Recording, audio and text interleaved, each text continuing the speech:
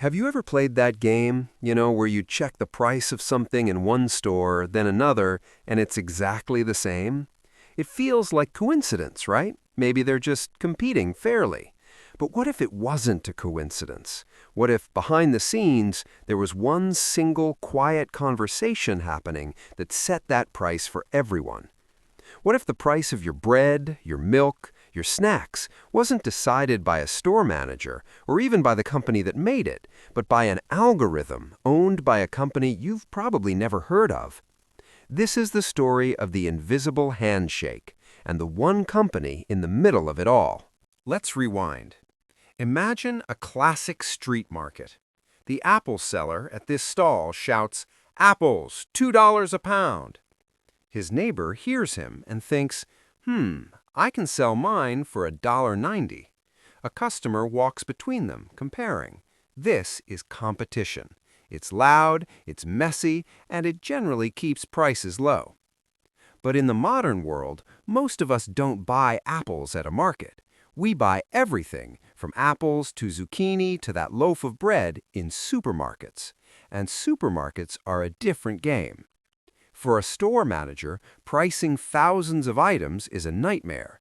You have to consider what you paid for it, what the store across town is charging, what's on sale, the time of day, the weather. It's too much. So in the 1990s, stores started looking for a computer program to help, a digital helper. At first, these programs were just tools. They crunched numbers and made suggestions. The human was still in charge. But then, a company called DataX had a revolutionary and controversial idea. What if the software didn't just advise the manager? What if it made the decision for them? They called it retail optimization software, and they sold it with a powerful promise: we will maximize your profits. Stores signed up. It was easier, and it worked. One by one, stores across the country handed over their pricing power, and that's when the invisible handshake began.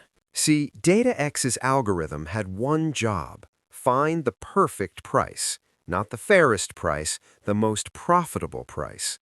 To do that, it needs data, and it learned a secret. The single biggest factor in setting a profitable price is knowing what everyone else is charging. And here's the key. Because DataX served so many competing stores, their software was talking to itself. Store A's DataX algorithm knew what Store B's DataX algorithm was planning to charge. Now, if two human managers did that, agreed to charge the same high price, that's called collusion. It's illegal. But this wasn't humans talking. This was algorithms following their prime directive: maximize profit. And the law didn't know how to handle it. This was new territory. So what does this look like in your cart? Soda before a holiday weekend? The algorithm knows demand will be high. Price goes up.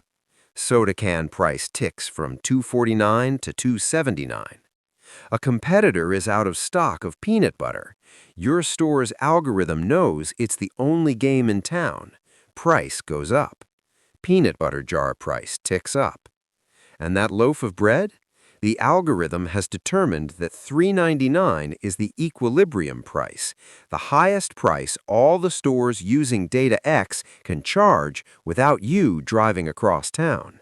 It's not a sale. It's a silent, industry-wide agreement, an invisible handshake, and you're not invited to the negotiation. For years, this system ran quietly, until a few people started asking questions. Journalists and economists noticed weird patterns. Prices in unrelated cities would move in perfect lockstep. How can that be competition, they wondered.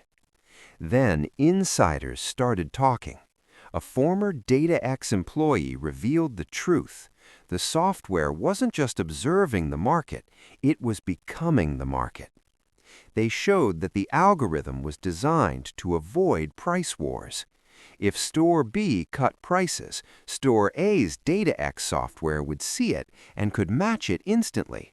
But the internal logic suggested a better idea: communicate stability. Slowly nudge prices back up together.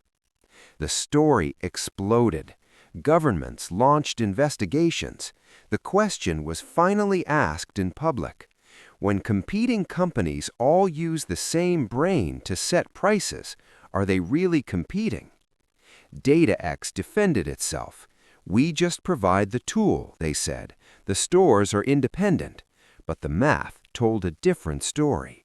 The invisible handshake had been exposed. So, where does this leave us? The truth is, the story isn't over. Legal battles are ongoing. The core dilemma remains. In our digital age, old rules struggle to govern new behaviors. The takeaway isn't that there's a villain in a secret lair. It's that our world is now run by layers of code we rarely see. That identical price on the shelf? It might not be the result of vibrant competition. It might be the result of a single, quiet conversation between machines, programmed to put profit first. The next time you see the same price everywhere, don't just think about the store. Think about the software. Ask who's really setting the terms. Awareness is the first step.